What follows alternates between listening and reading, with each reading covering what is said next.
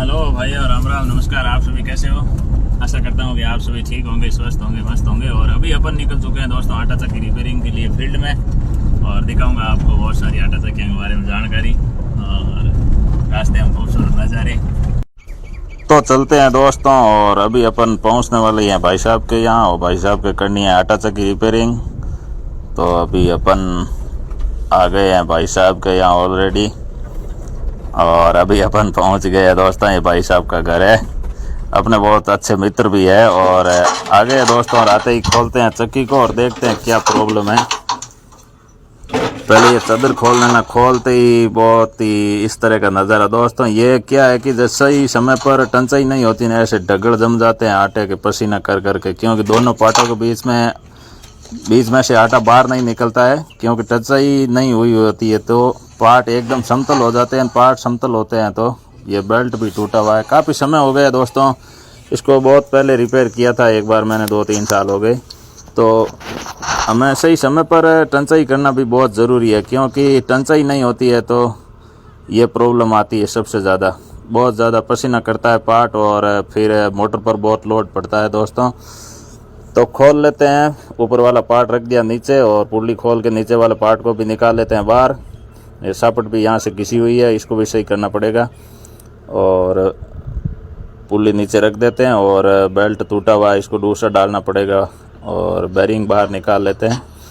इस तरह आटा जम जाता है दोस्तों, भीग के पसीना कर कर ये डगड़ जम जाते हैं इस तरह। और बेरिंग में भी जंग आ जाता है, क्योंकि ग्रीस जल्दी सूखता है, ऐसे पसीना करता है पार्ट। तो बिल्कुल सूखा बेरिंग है, इसमें भी ग्रीस डालना पड़ेगा।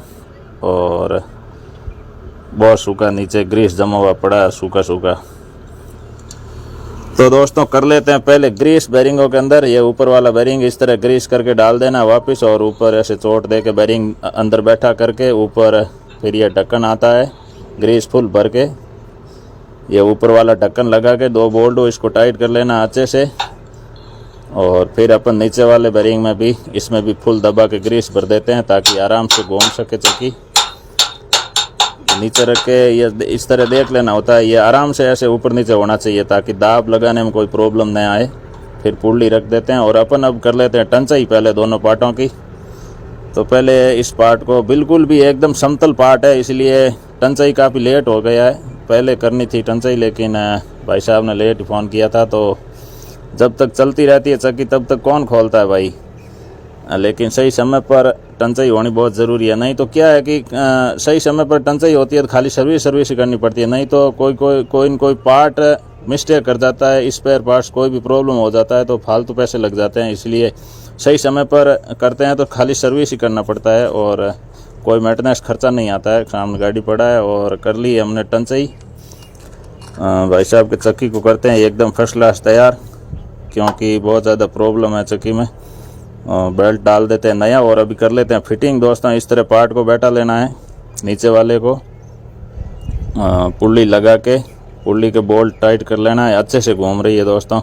और पुल्ली, दोनों पुल्लियों का, मोटर की पुल्ली और चक्की की पुल्ली दोनों का रेवल एकदम सही और सीधा होना चाहिए, रेवल में होनी चाहिए, ताकि बेल्ट तोड़े नहीं।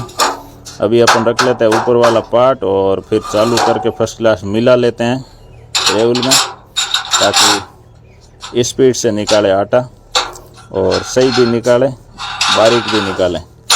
ऊपर के बोल्ट टाइट कर लेना, और ऐसे चालू करके चेक कर लेना दोस्तों। फर्स्ट क्लास शानदार मिला लेते हैं तो आटा सही निकालेगी, और प्रॉब्लम भी नहीं करेगी, और बिल्कुल फ्री घूमेगी आटा चक्की।